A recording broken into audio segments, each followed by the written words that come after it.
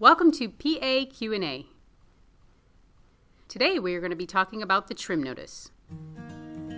You may not recognize that name, but if you're a property owner in Florida, you'll be receiving one of these notices in mid-August, so it's good to know what it entails. That can be a tall order if you're not familiar with the terminology, but here's a general guide.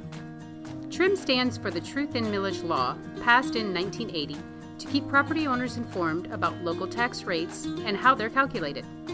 It is not a bill. This is just a notice that presents how much you can expect to pay in property taxes. The first page of the notice starts with some general information regarding your property. In this example, the trim notice was sent to Mr. and Mrs. Smith, who own property at 123 Main Street.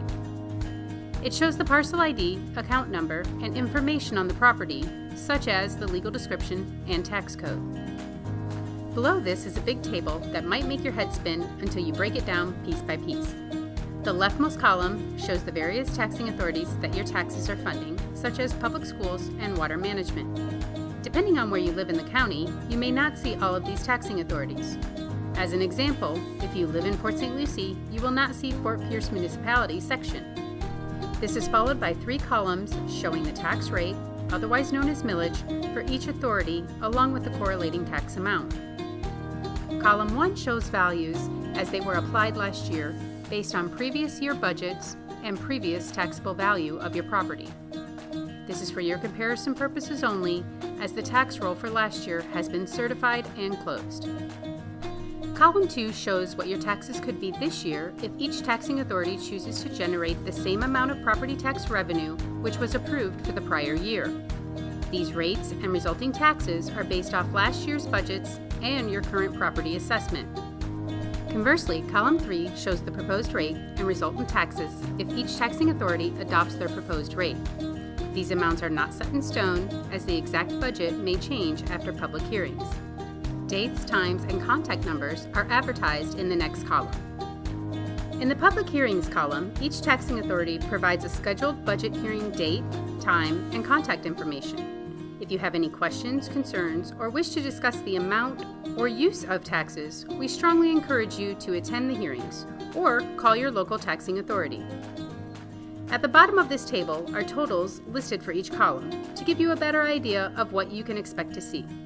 Below that is a list of explanations, not unlike what you just heard, which you can use as a reminder.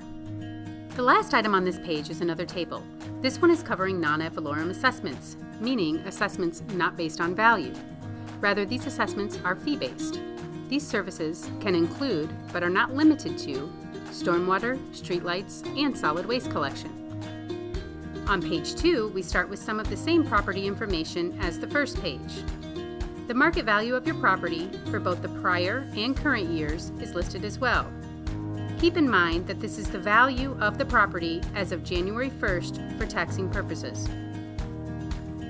Below this is another table that once again shows the various taxing authorities on the leftmost column with the assessed value of the property from the current and previous year. It includes columns for the exemption amount applied for both years, if any, and the property's taxable value recognized by each taxing authority for both prior and current years. Next, you will see any assessment reduction on your taxes. Listed here are the values of any assessment reductions, such as agricultural classification and the Save Our Homes cap. If you applied and received a Save Our Homes cap portability benefit, this benefit will be reflected in this section as well. Likewise, any exemptions you have qualified for, both this year and last, will be listed here. But remember, the trim notice is not the end-all be-all. Please contact our office if you have any questions or concerns with the property value or exemptions listed on the notice.